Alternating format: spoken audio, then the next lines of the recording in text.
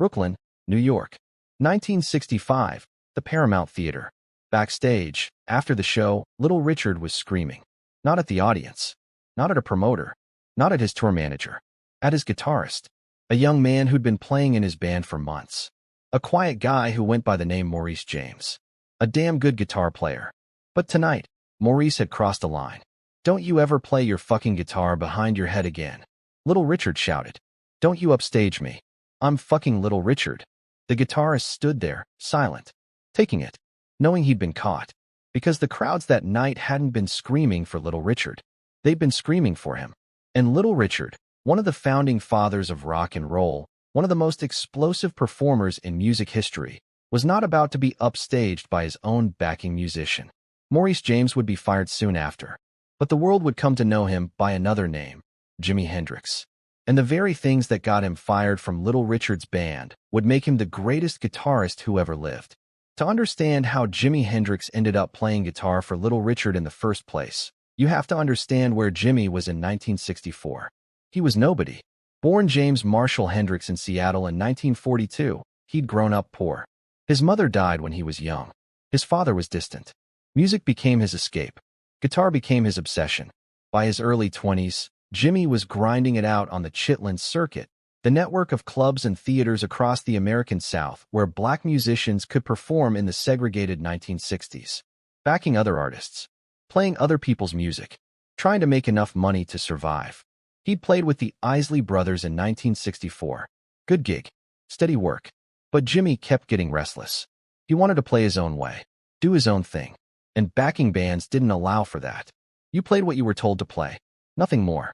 By late 1964, Jimi was in Atlanta, playing for a soul singer named Gorgeous George Odell, a flamboyant performer who was also a renowned tailor. Gorgeous George had style, flash, but not much money. And then Jimi ran out of money too. Stranded in Atlanta. Broke. No gig lined up. Sleeping in a small hotel he couldn't afford. That's when Little Richard's tour bus rolled into town. Richard Wayne Penniman, Little Richard, was already a legend by 1964. Tutti Frutti, Long Tall Sally, Good Golly Miss Molly, songs that had helped birth rock and roll in the 1950s. Performances so wild, so sexual, so explosive that they changed what was possible on a stage. Little Richard didn't just sing. He attacked songs, screamed them, made the piano a percussion instrument, wore makeup and pompadours and clothes so flamboyant they scandalized America. Elvis had learned from him. The Beatles worshipped him. Jerry Lee Lewis, James Brown, Prince. All of them owed debts to Little Richard. By 1964, Richard was touring constantly with his band, the Upsetters. And when his bus parked on Auburn Avenue in Atlanta, a young guitarist came by to see if there was any work. That guitarist was Jimi Hendrix. Little Richard remembered the moment years later. "My bus was parked on Auburn Avenue, and Jimi was staying in this small hotel. And so he came by to see us. He had watched me work and just loved the way I wore these headbands around my hair and how wild I dressed." Jimi was broke, desperate, but also starstruck. Because Little Richard was his idol. The man who'd shown that you could be black and flamboyant and sexual and loud and completely unapologetic about all of it. That you could make the stage your kingdom. That performance wasn't just about the music, it was about the spectacle. Jimi wanted that, needed that. But first, he needed a job. Richard's manager, Bumps Blackwell, knew Jimi's family back in the day. He made some calls, got permission from Jimi's father. And just like that, Jimi Hendrix joined Little Richard's touring band. He would use the name Maurice James. It sounded more professional, more R&B, less Jimi. And he would learn more in the next few months than he'd learned in years. Playing with Little Richard meant watching a master at work. Night after night, Jimi stood on stage behind Richard, playing rhythm guitar, and witnessed pure charisma in action. The way Richard commanded a room. Not with aggression, though there was plenty of that, but with absolute confidence. The certainty that he belonged on that stage. That the stage belonged to him. That every person in the audience was there to witness him and him alone. Richard would stride out in clothes that defied description. Sequin jackets that caught the light and threw it back at the audience like weapons. Pompadour hairstyles that added 6 inches to his height. Makeup that blurred gender lines in an era when that could get you killed in some parts of America. And he didn't apologize for any of it. He'd scream into the microphone. Not sing, scream, and make it beautiful. Make it music. Make it transcendent. His voice could go from a whisper to a wail in half a second. Could convey sex and pain and joy and rage all in one sustained note. The piano was his weapon. He'd attack it, pound it, stand up and play it. Play it with his hands, his elbows, his feet. Turn a percussion instrument that was supposed to be dignified into something primal, dangerous, and the crowd would lose their minds. Every single time. Jimi watched all of this from just a few feet away, close enough to see the sweat on Richard's face, close enough to see the moment Richard's eyes would lock onto someone in the front row and pull them into his performance, close enough to understand that what Richard was doing wasn't just talent. It was alchemy. Richard was showing Jimi something crucial, the difference between playing music and creating an experience. Anyone with enough practice could learn to play the right notes, could master technique, could be competent. But what Richard did went beyond competence. He made people feel, made them believe, made them remember. And Jimi, quiet, shy Jimi who struggled with words but could speak through his guitar, absorbed every lesson. The theatricality, the commitment, the understanding that the audience didn't just want to hear music. They wanted to witness transformation, to see someone become more than human for 90 minutes on a stage. Years later, when Jimi became a star, interviewers would ask about his influences, and Jimi would say, "I want to do with my guitar what Little Richard does with his voice." It was all there in that sentence. The screams, the bends, the notes that shouldn't be possible but are, the transcendence, the refusal to accept limitations. Little Richard taught Jimi that performance was about more than playing the right notes. It was about possession, about letting something larger than yourself move through you, about creating moments that branded themselves into memory. But there was a problem. Jimi was learning too well, and he was starting to apply those lessons not just to his playing, but to his stage presence. At first, Richard was thrilled to have Jimi in the band. He was a damn good guitar player, Richard said later. The kid could play, solid rhythm, good ear, professional. And in those early months, Jimi played his role, stayed in the background, let Richard be the star. But slowly, things started to change. Jimi started experimenting, little flourishes here and there, a bent note that caught the ear, a feedback sound that added texture. Small things, nothing too flashy. But then the small things got bigger. One night, Jimi played a guitar solo that made the crowd react. Not a big reaction, just a ripple of interest. People leaning forward, noticing. Then another night, Jimi played a riff behind his back during a song, just for a second, just to see if he could. The crowd noticed that too, and Richard noticed the crowd noticing. On the stage, he would actually take the show, Richard said years later, during an interview with VH1's Legends. People would scream, and I thought they were screaming for me. I look over, and they're screaming for Jimi. That was the beginning of the end. Because Little Richard, as generous as he could be, as much as he'd helped Jimi, was not about to be upstaged by his backing guitarist. The incidents started piling up. Jimi playing the guitar with his teeth during a solo. The crowd going wild. Richard furious. Jimi playing behind his head. Crowd screaming. Richard seething. Jimi getting more and more bold. Taking up more space on stage. Drawing more attention. One night, Richard literally had the stage lights dimmed to make Jimi less visible. "So I had to darken the lights," Richard admitted. He'd be playing the guitar with his teeth. It wasn't just about ego, though ego was definitely involved. It was about professionalism, about understanding your role. In a backing band, your job is to make the star look good, support them, elevate them, not compete with them. Jimi was violating that basic rule, and he knew it, but he couldn't help himself. The music demanded it. His creativity demanded it. His soul demanded it. The guitar wasn't just an instrument to Jimi. It was an extension of his body, his voice, and when the music moved through him, he had to express it, even if it meant breaking the rules. Richard saw it differently. He saw a young guitarist forgetting his place, taking liberties he hadn't earned, using Richard's stage as his own personal playground. Tension built, night after night, show after show, and then came the night Graham Nash witnessed it. Graham Nash, later of Crosby, Stills, Nash and Young, but in 1965 a member of the Hollies, was on his first trip to New York with his band. The Hollies were opening for Little Richard at Brooklyn's Paramount Theater, a big deal for a young British band, a chance to see American rock and roll royalty up close. Nash stood backstage watching the end of Little Richard's set, watching the energy, the performance, the mastery, and then the show ended. Little Richard came off stage, and he was screaming. Nash couldn't believe what he was hearing. This legend, this icon, absolutely losing it on his guitarist. Years later, Nash told the story to the Times newspaper. I remember watching the end of Little Richard's show, and he came off screaming at his guitarist, "Don't you ever play your fucking guitar behind your head again. Don't you upstage me. I'm fucking Little Richard." There it was. The breaking point. The moment the tension exploded into confrontation. Little Richard wasn't asking. He was commanding, making it clear, "This is my show. My stage. My name on the marquee. You're the hired help. Act like it." But the guitarist Graham Nash saw that night wasn't just any hired help. It was Jimi Hendrix. Still using the name Maurice James. Still months away from fame. Still nobody to the world. But to the people in that theater who'd watched him play guitar behind his head, who'd seen him play with his teeth, who'd screamed when he bent those notes in ways that shouldn't be possible, to them, he was already somebody. The problem was, there wasn't room for two somebodies on Little Richard's stage. Robert Penniman, Little Richard's brother and tour manager, had been watching the situation deteriorate for weeks. Jimi wasn't just upstaging Richard on stage. He was causing problems off stage too. Always late for the tour bus. Always the last one to arrive. Always making everyone wait. And the girls. God, the girls. He was always late for the bus and flirting with the girls and stuff like that, Robert said later.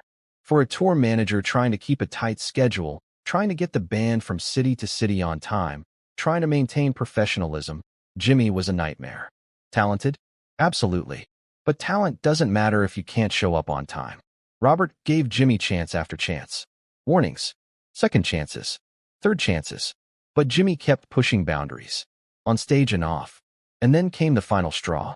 They'd been playing the Apollo Theater in Harlem. The most famous black theater in America. A prestigious gig. The kind of show you don't mess up. After the Apollo, the tour was scheduled to head to Washington, D.C. Everyone needed to be on the bus by a certain time. Jimi missed it. Not by a few minutes. He completely missed the bus. Didn't show up. Left everyone waiting. The tour rolled on to D.C. without him. And when they arrived, Robert got a phone call. It was Jimi. Apologizing. Explaining. Asking if he could catch up with the tour. Robert Penniman was done. "I was running the road for Richard, and I didn't accept that kind of bullshit," he said. He told Jimi, "You're fired." Or, as Robert put it years later, "I fired Hendrix, who was using the name Maurice James all the time I knew him. He was a damn good guitar player, but the guy was never on time." It came to a head in New York, where we had been playing the Apollo and Hendrix missed the bus for Washington, D.C. I finally got Richard to cut him loose. Cut him loose. Just like that, Jimi Hendrix's time with Little Richard was over. Getting fired from Little Richard's band in the summer of 1965 could have been the end of Jimi's career. He was back to being nobody. Back to grinding out gigs wherever he could find them. Back to uncertain money and uncertain futures. But here's the thing about Jimi Hendrix. He couldn't be anything other than what he was. He couldn't play it safe. Couldn't stay in the background. Couldn't suppress the creativity that made him dangerous to band leaders like Little Richard. Some musicians get fired and learn to conform. Learn to follow the rules. Learn to be professional in the way the industry demands. Jimi got fired and became more himself. He spent the rest of 1965 bouncing between gigs, playing with Curtis Knight and the Squires, recording some tracks that would later surface as curiosities, still trying to figure out his path. And then, in September 1966, everything changed. Linda Keith, girlfriend of Rolling Stones guitarist Keith Richards, saw Jimi playing at a club in Greenwich Village. She was blown away, started telling everyone in the music industry about this incredible guitarist. Eventually, she told Chas Chandler, bass player for the Animals, who was looking to become a manager. Chandler saw Jimi play. Immediately knew. This is it. He convinced Jimi to move to London. Formed the Jimi Hendrix Experience. Within months, Jimi was a star in England. And all those things that got him fired from Little Richard's band, playing guitar behind his head, playing with his teeth, upstaging everyone, being too flashy, too wild, too much, became his signature. The very things Richard had screamed at him for became the things the world loved him for. Little Richard followed Jimi's rise with mixed emotions. Pride, certainly. He'd given Jimi a job when Jimi needed it. had let him tour, had exposed him to big stages and big crowds. But also regret. He always wanted to be this big star, but I never got a chance to see him after he made it, Richard said. They never reconnected. Never had that moment where Richard could say, I knew you'd make it. I knew you had it in you. They would never let me come back, Richard said. I would say why? What did I do? I had something to tell him, and I never did, so now I have to talk about it, and let him know that I knew he was going to make it. By the time Richard said those words publicly, Jimi was already gone. Dead at 27. No reunion possible. But the connection between them remained. Undeniable. Documented in every interview where Jimi talked about his influences. The stage presence. The flamboyance. The headbands. The wild hair. The refusal to be anything other than completely, unapologetically himself. All of that came from Little Richard. Jimi had taken what Richard taught him and transformed it. Applied it to guitar instead of voice. Made it his own. Pushed it further than Richard ever could have imagined. And in doing so, became the very thing that Richard had feared when he screamed at him backstage. A star bright enough to outshine anyone. There's a recording that exists from Jimi's time with Little Richard. May 12, 1965, at the Back Bay Theater in Boston. A fan named Little Walter Devine recorded the show on a reel-to-reel tape, a Scotch 190 running at 7.5 inches per second. He was a Boston radio personality who loved to document performances. The audio quality isn't great. Bootleg, lo-fi, the sound of a cassette recorder capturing history by accident. But it's there. Jimi Hendrix playing guitar behind Little Richard, working under the name Maurice James. Still months away from being fired. Still trying to balance being a good sideman with being himself. The setlist that night shows the range Little Richard expected from his band. Lucille, Richard's classic, screamed with his signature intensity. I saw her standing there. The Beatles cover, because Richard understood that rock and roll was evolving and he needed to show he could keep up. Shake a Hand, a ballad where Richard left the microphone and came to the edge of the stage, projecting his voice without amplification, imploring the audience to join him. Which they did, soulfully, completely under his spell. And through all of it, Jimi played rhythm guitar. Solid, professional, supporting the band. But if you listen carefully, really carefully, you can hear the hints. The little moments where Jimi can't quite contain himself. There's a guitar solo on one track where Jimi steps forward slightly. Nothing outrageous. But the tone is unmistakably his. That thick, rich sound. The way he bends a note and holds it just a fraction longer than expected. The way feedback starts to creep in at the edges, controlled but present. It's not Jimi Hendrix the legend yet, but you can hear him forming. Like a photograph developing in a darkroom. The image becoming clearer. The details emerging. Music writer Peter Guralnick was at that Boston show. He remembered it years later. I can remember seeing Richard with Jimi Hendrix on guitar at the Donnelly Theater in Boston in May of 1965. I ushered the show. Maybe what stands out most of all for me is Little Richard's epic, I don't know what you've got, but it's got me. He didn't mention Jimi upstaging Richard that night, but he remembered Jimi was there. Remembered the guitar work. Remembered something special happening on that stage. The restraint in that Boston recording is fascinating because you can hear what it cost Jimi to maintain it. He was capable of so much more, wanted to do so much more, but understood, at least on that particular night, that his job was to serve the song and serve the star. But restraint has a breaking point, and Jimi's was approaching fast. That recording Devine made sat in his personal collection for decades, released publicly only in recent years. In 2024, it sold at auction for $51,644, including buyer's premium. Over $50,000 for a bootleg recording of mediocre audio quality. Why? Because it's a document of transformation. The moment before Jimi became Jimi. The calm before the explosion. The last time he would be content being in someone else's shadow. A few months after that Boston show, Jimi would be fired. And the world would eventually get to hear what happened when he stopped holding back. The story of Little Richard firing Jimi Hendrix is often told as a cautionary tale about ego, about what happens when you upstage the star. But it's also a story about inevitability. Jimi Hendrix was always going to be Jimi Hendrix. The guitar behind the head, the teeth, the feedback, the transcendence. It was all already there, waiting to emerge. Working with Little Richard didn't create that, but it showed Jimi what was possible. showed him that you could be outrageous and successful, flamboyant and respected, different and legendary. Little Richard proved that the rules could be broken, that spectacle could be art, that black men could be wild and free and unapologetic and still conquer the world. Jimi took that lesson and ran with it, further than Richard could follow, further than anyone expected. Getting fired was the best thing that could have happened to him, because it freed him to become what he was always meant to be, not a backing musician, but a revolution. 55 years after Little Richard screamed at Jimi Hendrix backstage in Brooklyn, Graham Nash told that story to a newspaper, and he ended with a prediction. I think in 50 years, when people look back at what happened in the late 1960s and early 1970s, they will remember the Beatles, Jimi Hendrix, Bob Dylan, and they'll remember Joni Mitchell. I don't think they'll ever remember CSNY at all. He was right about Jimi. We remember the guitar burning at Monterey, the Star-Spangled Banner at Woodstock, the feedback and the fury and the transcendence. We remember the headbands and the wild hair and the flamboyant clothes. We remember a man who learned from Little Richard that performance was about more than music, that it was about presence, energy, unapologetic self-expression, and then took those lessons and applied them to six strings in a way no one had before or has since. Little Richard fired Jimi Hendrix for playing guitar behind his head, for upstaging him, for being too much.